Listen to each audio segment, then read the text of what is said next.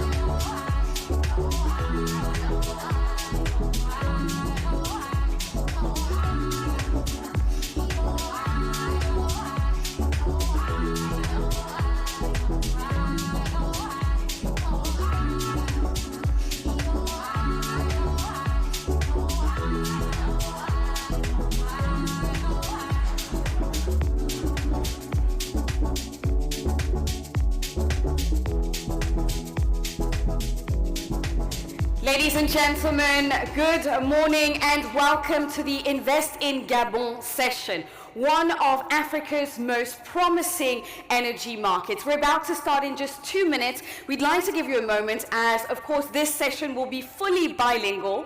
So if you only speak English, we'd like to invite you to take a headset. Et si vous parlez uniquement le français, nous voulons vous inviter également à prendre un headset pour pouvoir comprendre entièrement la session. Nous allons commencer dans 2 minutes. We will be starting in just 2 minutes.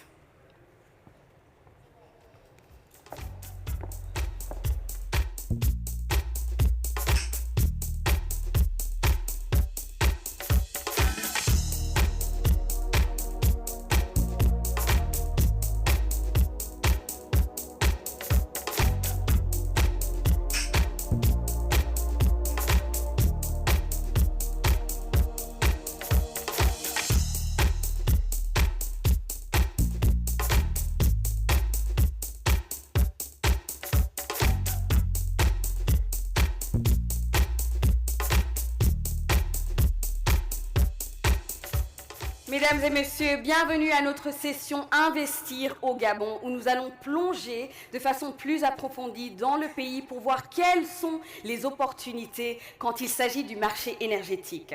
Afin de nous ouvrir et de commencer cette session, nous avons un discours d'ouverture prononcé par son Excellence ministre Marcel Abeke, ministre du pétrole et des hydrocarbures du Gabon. Le ministre mettra en avant la vision stratégique du Gabon pour l'expansion de son secteur énergétique ainsi que la promotion d'une croissance économique durable. Ensuite, nous allons avoir un panel de discussion avec des experts qui vont plus approfondir le Gabon et tout ce que le Gabon a à offrir. Mais pour commencer, je vous souhaite que vous m'accompagniez lorsqu'on introduit le ministre sur scène. Ladies and gentlemen, please join me in giving a big round of applause to Minister Marcel Abeke as he comes to stage for the opening address.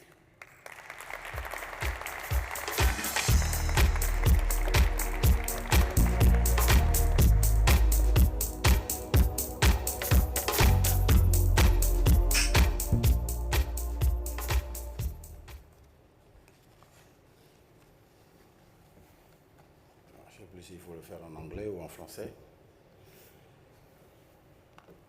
Ça dépend de vous. Qu'est-ce que vous voulez en français? Ok, on le fait en français. Mesdames et messieurs, les organisateurs, monsieur le secrétaire général de l'OPEP, monsieur le secrétaire général de l'APO, monsieur le chairman de cette édition de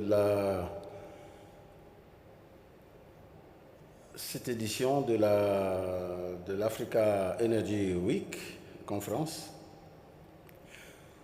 Mesdames et messieurs, en vos rangs, grades et qualités et tout protocole observé, comme on a coutume de dire, C'est pour moi un immense plaisir et un réel honneur de prendre la parole ce matin dans le cadre de cette édition 2024 de la conférence Africa Energy Week afin d'introduire ce panel Gabon au cours duquel il vous sera exposé l'état et les opportunités d'investissement dans le secteur des hydrocarbures au Gabon.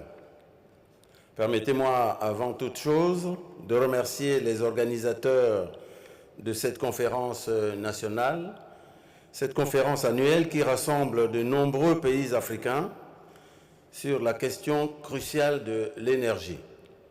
Cette question, je le rappelle, constitue la clé du développement socio-économique de notre continent.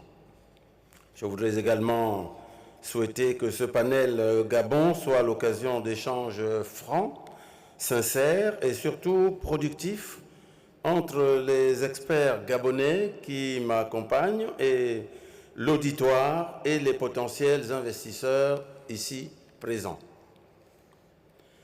Mesdames et messieurs, pour ceux d'entre vous qui s'en souviennent, lors de l'édition 2023 de l'Africa Oil Week, qui s'est tenue ici même à Cape Town en octobre 2023, j'avais annoncé les grandes lignes de la nouvelle vision politique en matière d'hydrocarbures impulsée par les plus hautes autorités du Gabon dès leur arrivée à la tête du pays, le 30 août 2023.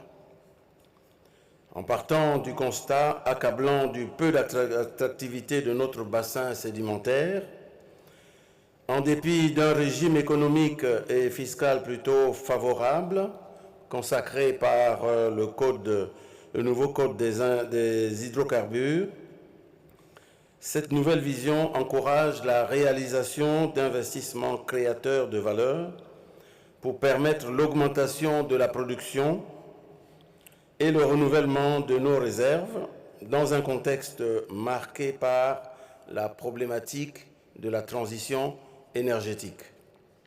En effet, alors que la plupart des acteurs s'accordent pour dire que la législation issue du Code promulgué en juillet 2019 est sans doute l'une des plus incitatives et des plus flexibles d'Afrique subsaharienne, jusqu'en août 2023, malheureusement, très peu de contrats de partage ont été signés en 4 ans. C'est donc pour remédier à cette situation que nous avons adopté un ensemble de mesures, parmi lesquelles la réduction drastique du bonus de signature qui correspond désormais à un montant symbolique proche des frais de dossier pour encourager l'investissement direct dans le secteur des hydrocarbures. Et deuxièmement, le recours quasi systématique au processus de négociation de gré à gré prévu par le Code des hydrocarbures, en incitant les investisseurs potentiels à manifester directement leur intérêt auprès de l'administration, sans nécessairement attendre la publication des appels d'offres. À la faveur de cette nouvelle vision, le Gabon a signé en à peine une année 7 contrats de partage. Les 2 derniers l'ont été d'ailleurs récemment, le 30 octobre dernier, avec un consortium de 3 sociétés, ce qui constitue un record sur le territoire national. En suivant cette tendance, 3 ou 4 autres contrats dont les négociations sont très avancées devraient être signés avant le terme de l'année en cours. Mesdames et messieurs, comme de nombreux pays, le Gabon suit avec beaucoup d'intérêt le processus du passage du système énergétique reposant sur les sources d'énergie fossiles à un système centré sur des sources d'énergie renouvelables et alternatives. C'est pourquoi le gaz, ressource d'avenir et à faible empreinte carbone, occupe une place privilégiée dans cette nouvelle vision impulsée par les plus hautes autorités du pays, et porté par le gouvernement de la transition.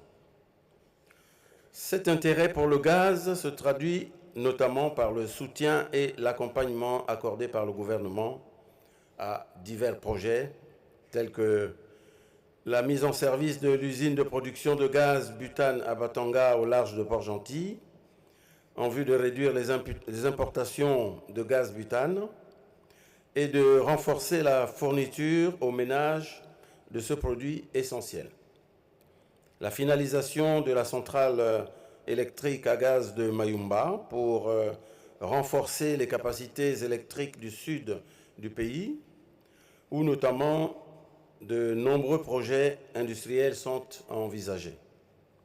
Et puis, bien entendu, la poursuite du projet GNL du Cap-Lopez.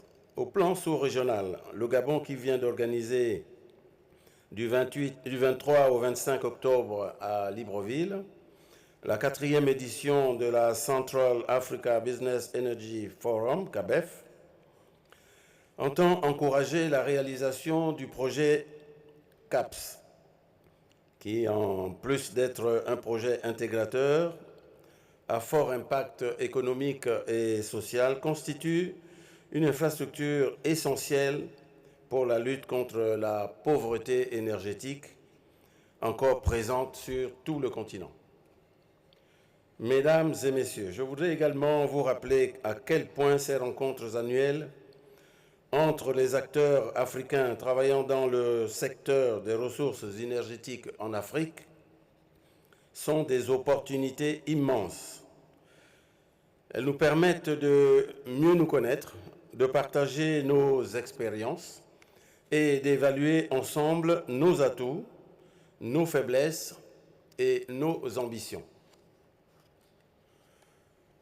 Pour un pays engagé dans un processus de restauration et de transformation politique, économique et sociale comme le Gabon, elle constitue une formidable occasion d'inviter tous ceux qui croient à notre potentiel de venir se joindre à cette aventure. Comme je l'ai dit l'année dernière, ici même à Cape Town, nous avons d'immenses ressources et nous avons besoin de vous tous.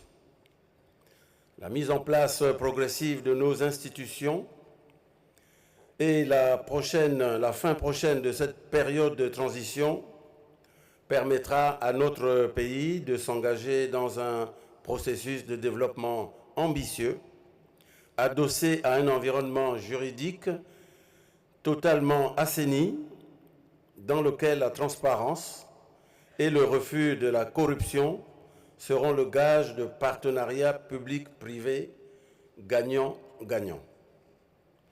Pour ceux qui sont intéressés, je voudrais vous garantir solennellement qu'en venant investir dans le secteur des hydrocarbures au Gabon, vous y trouverez un environnement juridique particulièrement favorable, un climat des affaires attractif et une stabilité politique et sociale enviable.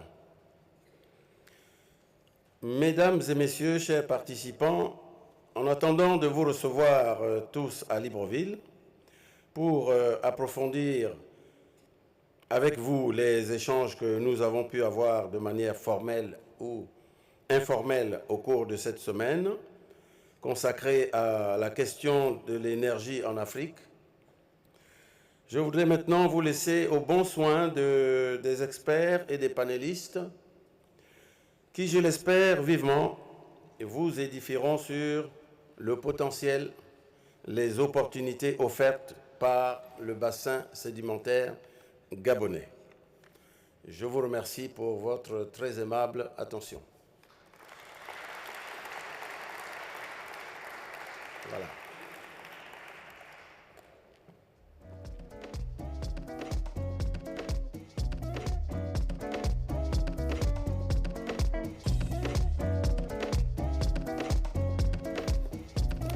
Voilà ce qu'on appelle une invitation claire, pointue et bien reçue. Nous allons maintenant continuer la discussion avec des experts, comme Monsieur le ministre nous l'a partagé, qui vont plus en profondeur approfondir l'environnement attractif dont nous avons entendu parler pour les investissements au Gabon.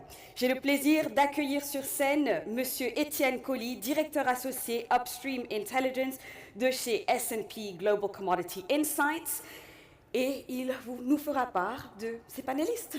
Merci beaucoup, Tania. Est-ce qu'on m'entend? Oui? Can you hear me? Yes. Thank you, that's an honor. Merci, monsieur le ministre, pour votre introduction et merci de nous faire l'honneur de rester pendant ce panel. Je crois qu'on va avoir effectivement un gratin, le gratin effectivement des experts du Gabon en ce moment, ce matin. J'aimerais accueillir sur scène monsieur Emery Lepo de la GOC. The speech today will be both lingual. I mean, we'll speak in English, but feel free to ask any question in French as well. Any of our panelists can speak. Just have a seat here. Any of us panelists can speak both languages, and feel free to ask any question. Jean-Pierre Bozec, merci de venir. I will introduce my panelists in a minute. One of the key people, Charles Chen, can you please come on stage? And finally, Dr. Gerd Ng. Not MG, we've got another NG. He's Ng. You don't want to put me on the hot seat, eh? Thank you. So as I said, I mean, that's a real honor to be there and to present this panel with all these experts. Mr. Lepo represents the Gabon Oil Company here. He's the strategic advisor of the CEO. He'll be there to let us understand what and how the Gabon Oil Company is proactively taking some assets and trying to take care of Gabon resources. Mr. Jean-Pierre Bozec, he's a managing partner at a project lawyer. He's registered as an avocat at the Barreau de Paris as well. He's got 20 years of experience in Gabon. And so he's got a strong focus on the legal and the tax structuring of the project across Africa. Mr. Charles Chen, the founder of Independent Petroleum Consultants, IPC. He's a petroleum consultant. He's the man. Just 10 minutes ago, in the corridor, I mean, he bumped into a company that was interested in Gabon, and he exchanged some words. So that's the man to know. He's got over 50 years experience in the oil and gas business, specifically in Gabon. He used to be a senior leader at Shell Gabon, and he's a senior member at the Society of Petroleum of Engineers. Thank you, Charles. And Dr. G, thank you for being here. The CEO of Assala Energy, which is very interesting because he's a possible new entrant in Gabon. So he will explain us how to enter, how to navigate into this journey. Assala Energy is a company focused in energy production across Africa. Dr. G has also 20 years of experience in the oil and gas business. He got experience in Canada, in the US as well, in Qatar, Gabon, Nigeria. He's got a background in science and technology, so we'll try to understand how maybe to optimize and to reduce emission and to go into that direction, because of course, I mean, a new entrant in Gabon, in anywhere in Africa now, is a bit different from like 10 or 20 years ago. So thanks to all. The panel will be organized or structured this way. We'll start to set up the scene with the recent nationalization, which is actually not a nationalization. That's what we'll understand with the Assala deal recently. We'll try to understand the legal and tax framework as well, and then we'll move quite rapidly into the natural gas sector.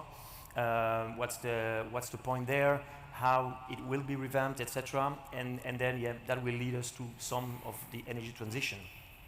I speak a lot, so sorry about guys, but that will be your part now.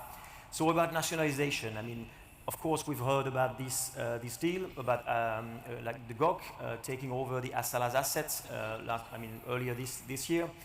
What strategy the Gabonese government is implementing now, not only to, I mean, to attract local people and to take over assets, but also to keep the foreign investor attractive? How it's not like a nationalization and how the investor should not be impressed or about that, Mr. Lepo? Okay, thank you for coming, for letting me come in here on this stage. Just something we need to clarify. I think the word nationalization is the wrong word. There is no nationalization. What's happened with the Assala acquirement was the fact that the previous owner, he has some share, and he decided to source this share.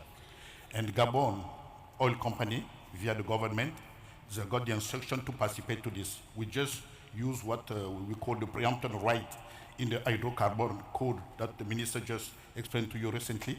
And we use this possibility to acquire the Assala. It's not a nationalization as per the word that we understand here. We pay the amount of all the participation to this operation. It's not for free. We pay a lot of money for that. The government of Gabon pay a lot of money for that. And that is the way we are operating. And with the Assala, talking by this one, we just acquire Assala at the holding. Assala today, it's an independent company operating for themselves. There is no input for Gabon Oil Company in the operating system of Assala or in the management. Nowhere there is one guy of the management of JOC operating in Assala. Assala is operating, there is a MD, a general manager, there is a board, and they're operating. Having said that, we just try to encourage the people why Gabon Oil was interesting for this one. Most of the major petroleum companies, they now refuse to invest in what we call mature field or mature operation.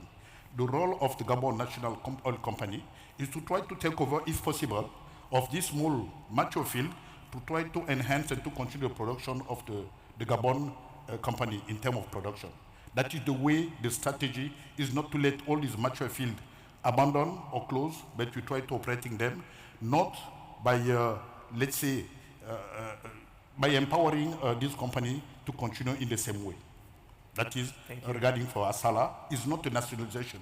There is no nationalization going on in Gabon. I think you heard what the minister just said. We invite all the people coming to Gabon. We are, as a Gabon Oil Company, working with other operators. We are participation with other operators. We invite them to come to Gabon, to work with us, and to participate. We have some of the field. We are talking about the thematic of gas. We have a thematic of gas. We try to develop them. We have some of the field. And we welcome all the people here that are interested to invest in Gabon to come and participate with us. I think the way that you are going to work with the Gabon Oil Company will make something easier, because we have a relationship between what we call the Minister of Petroleum, very easier to make things easier. Yeah. That is the way we are operating. That is the sense that the Gabon government would like a Gabon National Company to grow like what happened in the neighbor country like Angola or the country like Algeria. That is the way, that is the strategy. Yeah, thank you. As you explained to me when we prepared this session, that's also a way for us, for GOC to take assets and also to be there if at any point the operators divest, you would be here as a backup and able to continue to maintain at least the production. That's a proactive approach. Yeah, I think today, just to complete this one, Gabon, we are producing almost since 100 years in Gabon, if you make the calculation, roughly. Today, there is a local experience in Gabon. There is a lot of people. Myself, I spent 28 years working in the major company in the world. Most of the people working for the Gabon Oil Company, they have experience in very major company like Shell, BP. My colleagues, they are here in the room. And the way we are working today to say, if these majors, they don't want to operate the field, we can take over with our experience and working the same way like what they did for the mature field. Yeah. But also for the exploration. We are keen to go for the exploration. We'll go back to this topic. Yeah. Exactly. Charles, you want to comment about that, about you, from your experience in Gabon and elsewhere in the Gulf of Guinea or the West Africa? I mean, this movement, this approach from a national company, is that new? Is that something that you've seen elsewhere? Some example? Any comments on that? Yes, it is new, but it is the way we should be looking at the industry today. We are in a declining mode of production, and most of the international company will just produce as much as economically possible. So anything left should be taken over by national domestic oil company. That's what we're trying to promote. We've been in the industry over the last 70 years. We got many engineers with adequate experience in the industry. We need to work on the financing, more on the financing, to acquire those assets which will be returned to the state, by the international oil company. I think that's the way we should be looking at it. It's the vision for the future. So we need to really promote domestic company to take over those assets. Otherwise, we get problems. Yeah, thanks. Thank you. Can I comment on that? Yeah. I think it's a good concept to pass the assets which have been operated by the majors to the national oil company.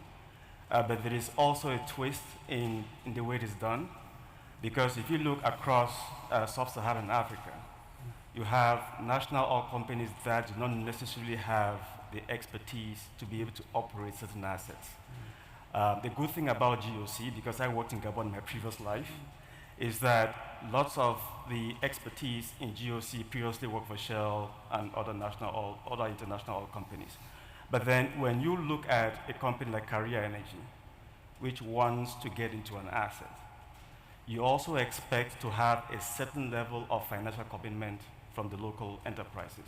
So I think that will be the only tricky point with regards to how you award the assets to the national oil company, but leave a certain percentage for independents like us to be able to come in, partner with them, improve on the operations of the asset, and potentially even invest further to increase production. So I think it's not a one-size-fits-all. You have to be flexible with the way you do it, and also it depends on the asset. Yeah, thank you. Thank you, Gerd. And in addition to that, I should add that the new code just specified that when returning the asset and you go to a domestic company, there is a special type of contract. You go into a conventional type of contract, which is very attractive for domestic. Thanks for the introduction. I'd like to talk about the code as well, of course.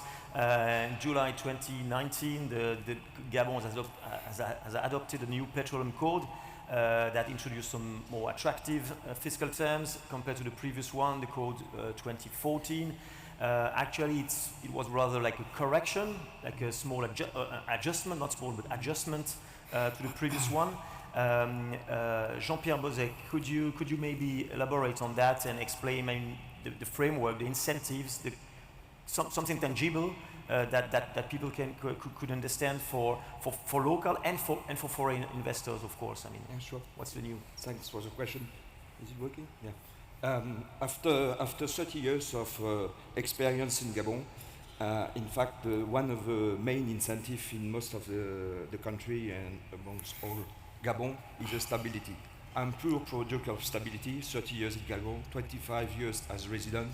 I may be attorney law at the Paris bar, but also, above all, registered as a legal advisor in Gabon for a long time. I saw, indeed, during this career, evolution of the oil and gas hydrocarbons from concession system to PSC, flexibility. Gabon is a civil law country, so it means that when you have something provided in the code, it gives you boundaries. Boundaries came with the hydrocarbons law in 2014, adjusted in 2019. As said the minister, there are place for flexibility. What he announced last year were based on this last hydrocarbons code, which provide flexibility according to different type of assets you have in Gabon. You got specific incentive indeed for gas, for oil. You got incentive for mature field. You go for some for deep offshore, for traditional one, and each of them correspond a specific boundaries, specific rates, specific threshold. Flexibility is there. You are placed for negotiation. As announced by the minister last year, bonuses were slowed down. Direct negotiation is a permanent exercise. When you come to Gabon for investor coming, you first begin for PSC negotiation by agreeing on economics. You've got a table, it's quite simple. It may time more or less to negotiate. And then when you agree on that, on all your terms, you move to the drafting. Drafting is simple. It's like in normal investment. you put on the screen everything, and line by line, you negotiate, you adjust everything. So it's quite flexible and very attractive on that way. In addition, moving to from, let's say, the hydrocarbons law to other transition aspect, you also have the PPP framework, and this is the one used, for instance, with strength of Perenco and GPC, which is in fact the SPV of the sovereign fund, aiming at developing gas to power. And there is a combination of the hydrocarbons code and the IPP, and this PPP framework is very flexible because you can even negotiate your tax term within. So it's very attractive to negotiate, easy to negotiate. Of course, you need to explain why you need such incentives, and it needs sometimes to go to the parliament because you are derogating for existing legislation. It is still a civil countries.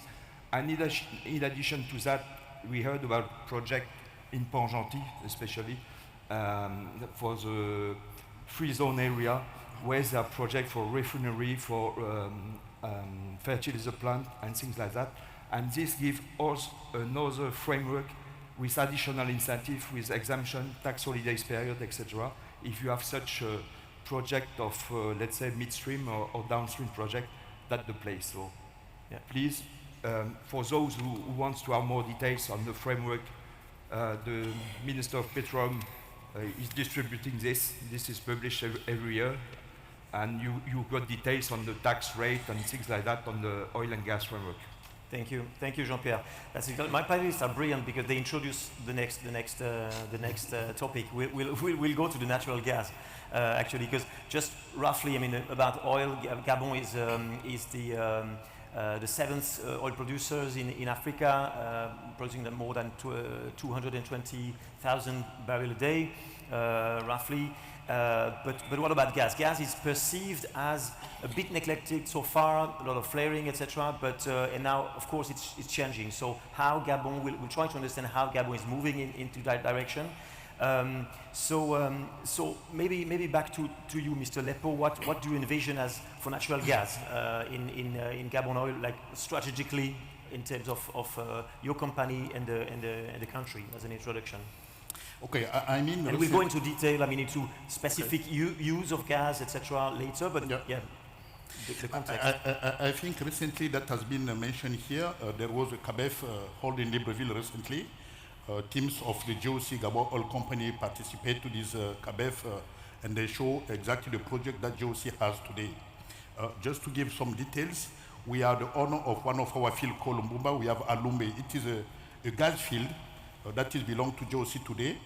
And as we are here looking for partner for investment, we need to develop this field because we know that some of our partners in Gabon, like Perenco, they have the gas plant in Batanga. They will look for gas.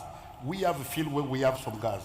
And this gas, for example, the Alumbe field, is discovered in what we call high pressure, high temperature reservoir. That means we need a lot of investment, a lot of money to develop this field. That is why we are here. We are appealing to people to come and to discuss with us how we can go together because we cannot delay this one. That is one point. The second point is regarding the gas we are flaring. At one step, the flaring in the world today will be zero flaring. We are still flaring today because we need to take this gas and to bring the gas to power. We have gas to power, we have gas for fertilizer, and we have all these smaller projects in our wardrobe, let's say. And if you need to discuss in detail with this one, I will invite you to come to Gabon. We have this ready, or we have our booth here. You can come and we can show you some of these projects regarding the gas. It is what belongs to GOC today. But our idea also is to go for green energy and to see how we can develop this one. But we need partner, we need a potential partner, and we have to show to them with the fact that GOC and our Minister of Energy will support us in that way. Thank you. That is our strategy regarding the gas field that we need to develop, let's say, in the upcoming years, let's say. Yeah, thank you, Mr. Lepo. Charles, how do you see the infrastructure for gas implemented in Gabon at the moment? We're hearing about reducing gas, ammonia plants or fertilizer or domestic markets opportunities, new plants. Of course, Perenco is a dominant player currently pushing hard to develop and to optimize, I mean, to monetize the gas, expecting to commission an FLNG plant in next year. There's LPG plants as well in Cap Lopez, so some other example. I mean, can you elaborate on that, your view and the evolution of Gabon over the years in the gas infrastructure? Yeah, the vision today is that we are in the oil industry for many years, 70 years, and as you all know, the fossil fuel have now a quite a limited life of time. And for us, I think for Gabon as such, we should work more on decarbonization of fossil fuel before moving into gas, which is the next step before going to renewable energies. So in terms of gas, the potential is quite high in Gabon. We have some gas in onshore field. We have gas pipelines supplying Port-Gentil and Libreville up to 35,000 million standard cubic feet a day. We still flare quite a lot of gas in fields like Rabi, like Toucan, and offshore. So that gas need to be used, because although the forest is there to absorb the CO2, we need to do ourselves some effort. And in addition to the gas pipeline, we have, as the minister said, the LPG facilities in Batanga. There will be a mini LNG import in Cap Lopez. And there is, as the minister said, a big gas pipeline being promoted for Central Africa. That should be really something very important for us. But also, even internally, we're discussing the way of putting into project ammonium gas to do fertilizer, which are very much asked now, particularly in Europe with the crisis in Ukraine. So we can recover, we can produce ammonia, we can produce also carbon. But we need to talk to the various operators to put those projects in place, which we're doing right now. For the future, I think the potential of gas is quite high. If you look at the whole sedimentary basin, there are a number of fields onshore which have not been producing gas, but we know the gas bearing. But in addition to that, offshore, the first indication we have on diamond or on one of the shale fields was indeed we have up to 10 TCF of gas. The problem was the reservoir quality. In Leopard was quite big. So we need to do some more exploration, particularly in offshore, because the indication is, the deeper you go, the more gas you may find. So that's the appeal to the minister. Really, we should promote exploration in deep offshore. Mm-hmm. And that's a future. Yep. The problem today is most of the big companies able to do so are no more there, except Total. Yep. So there is a challenge there. Thank you. Yeah. You have a comment on that, yes, Jean-Pierre? Just to add that for the legal and tax framework for gas, there are flexibility and specific incentives which are provided clearly. And I must admit there is also a draft of gas code in preparation, and that will be again give the additional incentive and additional framework for the, let's say, the transition, hydrocarbon transition period, not the political transitions that will become to none. But yes, they are working on this new age of gas to power, gas production, gas processing.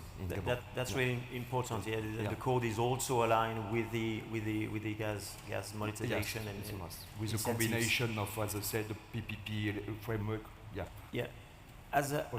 Thank you, Jean-Pierre. Yeah. Dr. Ng, as a possible new entrant in Gabon, I mean, you're targeting rather marginal fields, as far as understood, oil field. But what's your vision and what's your ambition about gas and the use of gas and in those fields? Okay, I'm going to use some numbers. So the reserves in Gabon right now, and Mr. Charles can correct me, you're looking about maybe 7 TCF of gas or 2 TCF of gas. So Perenco is going to commission their FLNG facility in Kamlopes. The capacity of that LNG facility is about 700,000 tons per year. If that is the only gas monetization scheme you currently have in Gabon, then you will deplete these reserves in maybe 70 years. Very rough calculation. Now, for you to monetize the other gas resources in Gabon, you have to come at a price point. I'm talking about domestic utilization of the gas. You want to be able to come at a price point that the opportunity cost for lifting the gas is not a problem. Because if Perenco says, okay, this gas I can sell it for $3 per MCF, but then for domestic utilization, in order to increase, to improve your industry, you need below $2 per MCF, for instance, then there has to be an incentive for an investor to be able to come in for domestic gas, right? So there is that opportunity cost that has to be looked at. The other thing then is that if you look at the gas which is being flared, now companies are flaring the gas because it is not economically viable or it was not part of their initial development scheme. I worked in Shell Gabon, right? The reason why we flared gas is because we didn't have the capacity to monetize the gas. We used some of the gas for gas injection to lift some of the wells, but then beyond that capacity, we had nothing to do with it. There was a gas generator, gas plant that used some of it, but then the rest of the gas which could not be used in operations, we had to bin it down. So you're looking at wells that you cannot produce those wells to the optimal capacity because you cannot produce the gas, otherwise you end up with flaring penalties. So if you want to monetize the flared gas, I mean, I haven't looked at it in detail. If I want to come to Gabon and monetize the flared gas, then I need to have a certain incentive so that in the process of investing all that capital to capture the flared gas from the wellheads, from the processing plants, you are able to come at the cost that ensures that this flared gas is then profitable. So that's one thing. Then when you go now to the matured fields, right, most of the assets are stranded. Toucan is doing 9,000 barrels of oil per day. Rabi produced a lot before. These are not assets that have gas in a very mass pool. So you're looking at stranded assets. So you still need to come up with a modular design in order to have these gas resources. Then you gather them and you can send them out to a central processing facility, for instance. Right? So apart from the codes, which Mr. Jean-Pierre must have mentioned, I think there is also the need to really properly negotiate the economic terms of any potential gas development aspect. That's what I understand here. I mean, the key point that I take here is that could be like a two parts. I mean, the government needs to take his role in animation. I mean, and act differently from oil. I mean, really putting some new rules and incentives and understand the challenge that the gas is comparatively to an oil. Maybe in that range as well. I mean, I see you science, technology. You come with maybe innovative ideas and new thinking. What about decarbonization projects? Or I mean, how do you see that? I mean, how would you differentiate from others operators like that? Absolutely. Now, we always said as engineers, we're not afraid to face problems, where I would always find a solution to it. Decarbonization, there are so many technologies right now with regards to decarbonization. For instance, one that comes quickly to mind is a company called Raincage. Raincage Carbon, they're based out of Alberta in Canada. They have a proprietary solution that, irrespective of the industrial system, they can capture carbon dioxide and other nitrogen oxide gases, right, and develop pure carbon that can then be used for any other processes, right? So carbon capture is one thing. The majors had carbon capture utilization. In some cases, you capture the carbon and then you inject it, but it's very, it's not economical for small oil and gas companies because it requires massive investment to be able to bury the CO2 several 1,000 kilometers subsurface. So I think that for us, we want to, first of all, ensure that our operations, we can properly track the sources of our gas, so smart metering, for instance, proper monitoring. And then secondly, there are so many technologies with regards to drilling. So horizontal wells so that you minimize or you maximize your area with regards to the reservoir to increase your production. And then you utilize now carbon capture schemes at the back end to ensure that you can always recycle the carbon from your operations. Yeah. It's inspiring to hear from a possible new entrant, and maybe to hear about like a possible award in the next month, as we heard. Let's talk maybe in the next 10 minutes about financing a little bit. I mean, financing this sector it could be a challenge, could be seen or perceived as a challenge. What are your view? Maybe I'm looking for maybe Charles or Jean-Pierre who wants to talk about that or starts talking about that. You said that there is some challenges, Jean-Pierre, about financing. Yes, financing in addition to the economics and the difficulty now of finding some, let's say, lenders. We see a diversification, of course, of financing after, thanks, let's say, to Mauritius and South African banks. We saw the transition before taken over by GOC that most of European lenders were leaving for the benefit of let's say, South African banks. So, fortunately, years are not the same constraint. In addition to that, you are aware of the African Energy Bank project by Upstream Bank, who is providing indeed a lot of support, will provide a lot of support. In the meantime, they support also some African banks to give long-term resources so that they are able to accompany borrowers on the ground. Traders, as you know, are also very active. In Gabon, in terms of financing, one issue, it was also the, let's say, the tax aspect of financing, because in fact, we had the bad news at the beginning of this year with the Finance Act providing for the 1% registration duties on any security instrument, which make a big amount to pay just for security instrument. As you know, in project financing, you have let's say, not thousand, but a lot of security instruments. So at the end, the bill is quite high. So, and thanks again to the GOC acquisition, the government noticed that bad provision, and in the Finance Act for next year, it will be repealed, coming back to a flat rate of registration. So the atmosphere is progressing, let's say, legally speaking, but it's still a challenge to find people in order to finance. Hopefully, local banks will have long resource, thanks to the notably Upstream Bank, in order to support that. What was also surprising is that, of course, it's big financing, usually in, especially for major, but for junior too, and some of them do not reserve a local shares of this financing to local banks. I've seen that once or twice. One was for Total more than 10 years ago, a portion for Perenco, but it's really rare. I also spoke to some local banks in order, please go and see Upstream Bank to have the resources. You have a proper market which is being developed. Please assist them and provide solution. So that's also part of the local content.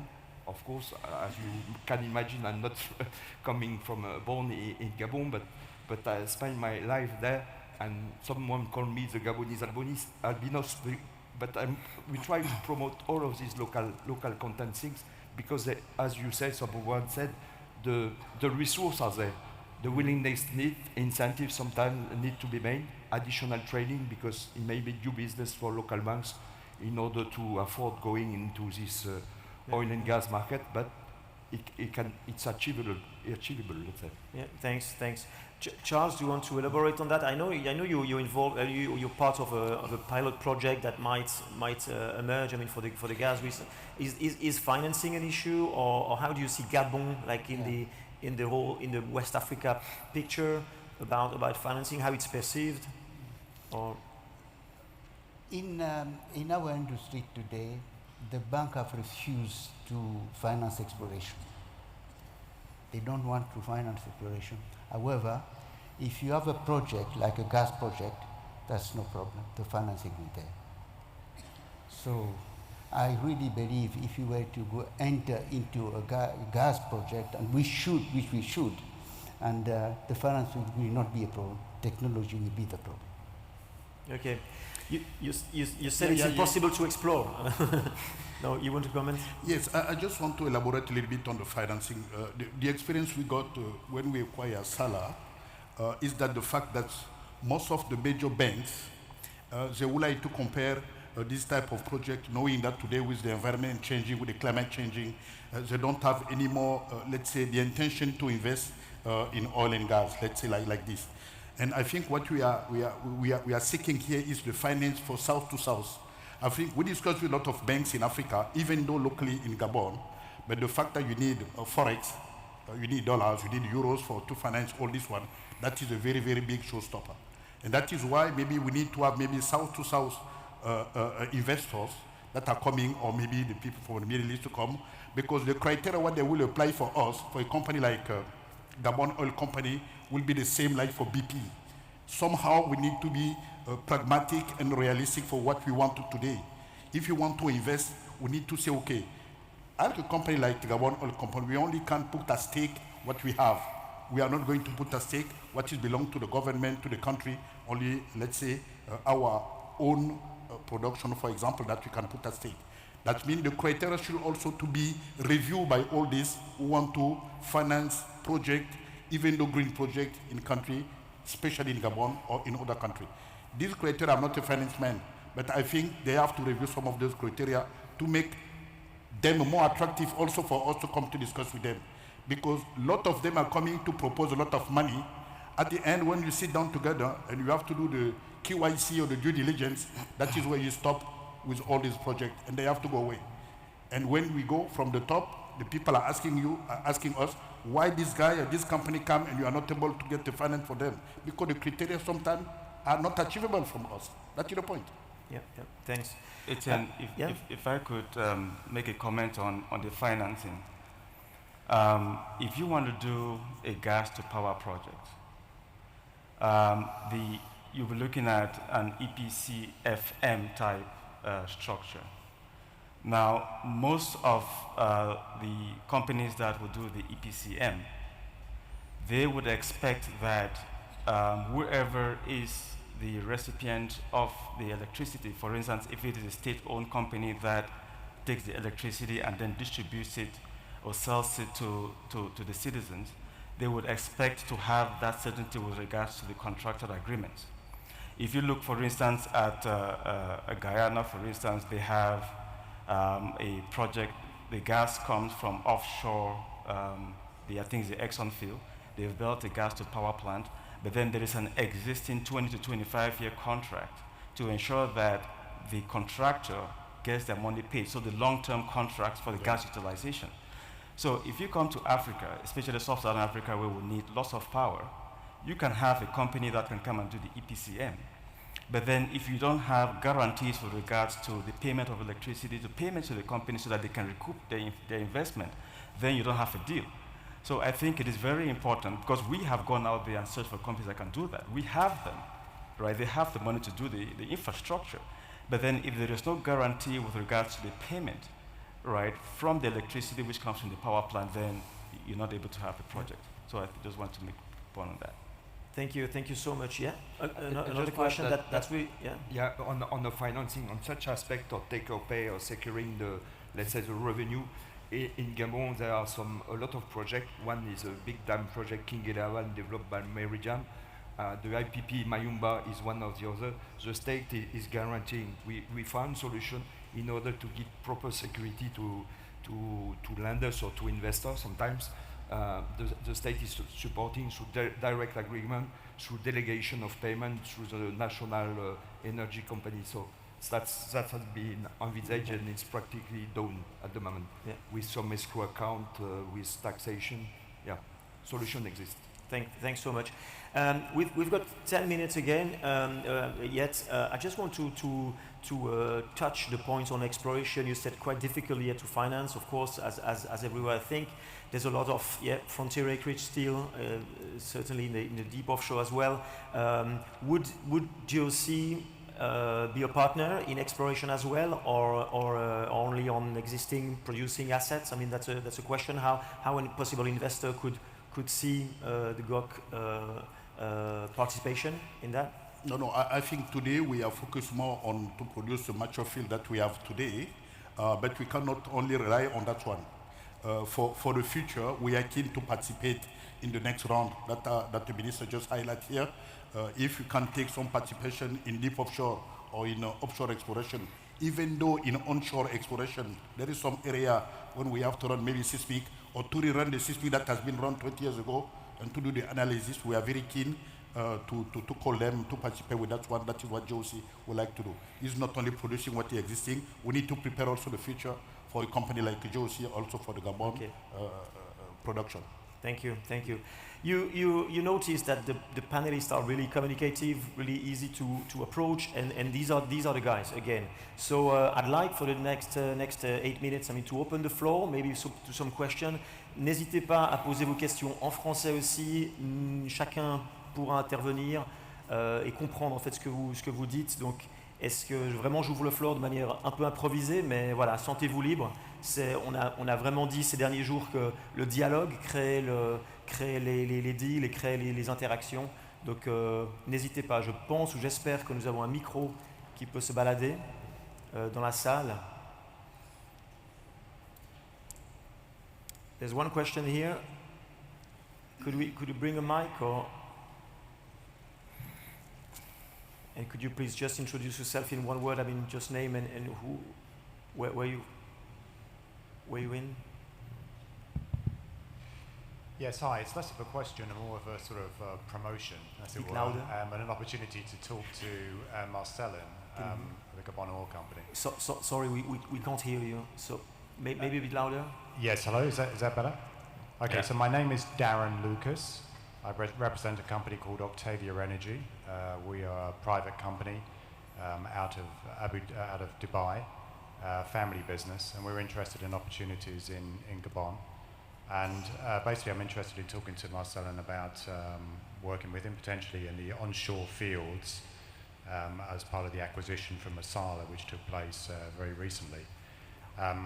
So we're interested in both the oil opportunity, but also in stranded gas. I like the conversation about flare gas, which has taken place here, and the opportunity to monetize that. And so hearing about those opportunities, but also about the government approach to providing good contracts and take-or-pay contracts with good gas prices in order to be able to justify monetization of that gas. So very interested in hearing from the group here on a one-to-one basis about how that could work. Thanks for the sound. It's been corrected at the very end. You mentioned onshore, right? Onshore stranded gas. Onshore opportunities, both for oil and for the gas, particularly in the Gabon Oil Company assets, which they just recently picked up from Carlyle. Okay, thank you for the question. As I said just before, Assala, we bought Assala, we just took the holding of Assala, the share of Assala in the holding. Assala is operating today independently. They have their own project that we just challenge the project at the board. But even though at the booth, there is some Assala representative, the GOC booth, they can discuss this project with you. Even though I can pass the question. Regarding GOC, yes, we are very interested to discuss about the technical opportunity to review, because we have all the process going on during the production on Gabon oil fields. We need to review all this process and to see how we can capture all the gas that we are flaring and to use this for another needs, like when I say gas to power, or maybe for the fertilizer, something like that. That is some of the projects that we have today on our portfolio, and we are very keen to present this to you. If you come to our booth, we give you maybe some of the contact. You can contact myself, or even though if you are by email and we can discuss all of this. But that is exactly the way we have to go. We need to reduce the flaring. We have also some of the gas, when I say we need to discuss the opportunity of developing this gas together. But for Assala, we can also pass the question to the managing director of Assala, to the business director of Assala, to discuss also this operation. But we have the booth here. Please feel free to come and we will discuss with you and to see the opportunity and we can work together. That is why we are here. And if I repeat myself, at the beginning I say, in Gabon there is no nationalization. It doesn't make any sense that we are attracting investors and we are nationalizing. There is no sense. That is why we are here. We need partners to discuss the project and to bring the project at the level that we would like to have regarding the green energy, regarding the production, to enhance the production of the oil, and regarding what the government gives us as objectives. And that is why we are ready to discuss with you at our booth located in the hall 2, I think. You can meet me after this meeting over there, and we can discuss further. Excellent. Thank you very much. You're welcome. In our report in S&P Global, we'll make sure we change the name nationalization to proactivity, yes, like please. Gabonese proactivity, yes, right? Please. Any comments on the onshore sector? Maybe the terms in or the onshore sector, there are a number of gas finds which have not been developed, and particularly in the Assala portfolio. I think they open to discussion and negotiation on some of those assets. And Darren, if you come to Gabon, you can talk to them. And you have the Alumbe field, you have the Gongi field just found, and the old Membe and so field which are available. So I think you can indeed look at possibility of developing the asset. In terms of contractual agreements, in fact, in order to monetize gas, of course, there is gas to power. That's quite obvious, but you need to be aware when you have gas to power that Gabon is a small market, about 2.5 million inhabitants, so there is only not the big industrial clients. So the big reliable consumer are through the national company for energy. So usually your take-or-pay are between the sponsor and the national energy company, ACG, supported or backed by the state. That's how it works usually. And for instance, we spoke about the Mayumba IPP negotiation in progress. We had discussion last week. Around the table, you are representative of Minister of Energy, Minister of Oil, and Minister of Economy. All of this were discussed all together between sponsors and various administrations. So you negotiate, of course, the price, but it's quite easy with everybody around the same table.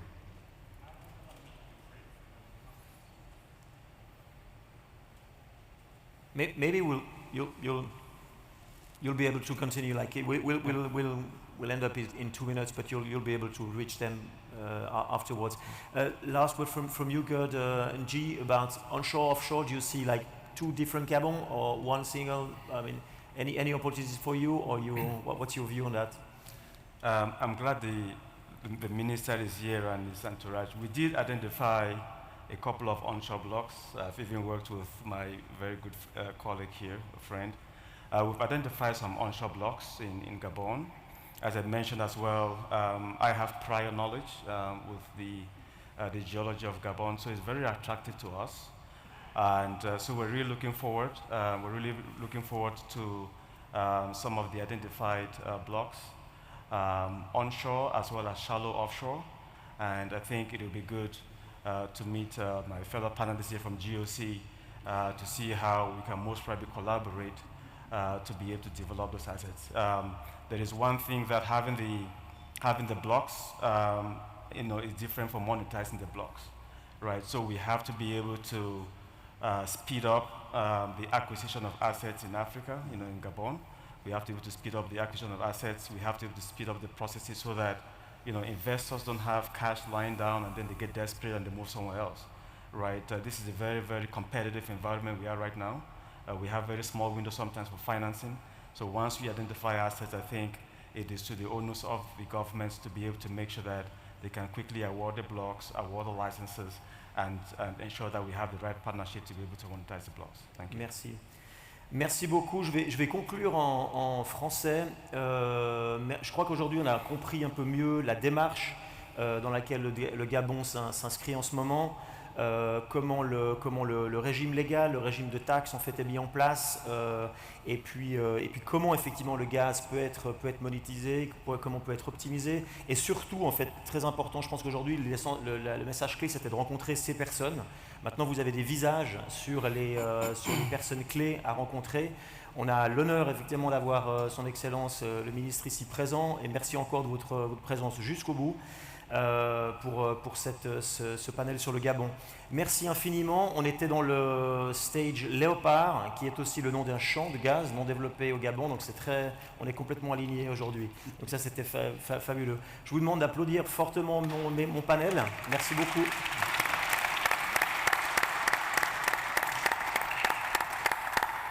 Et en excellent suisse que je suis, nous avons encore 42 secondes avant la fin du panel. Donc voilà, vous avez 42 secondes pour vous. Merci beaucoup. Merci. Bravo, merci.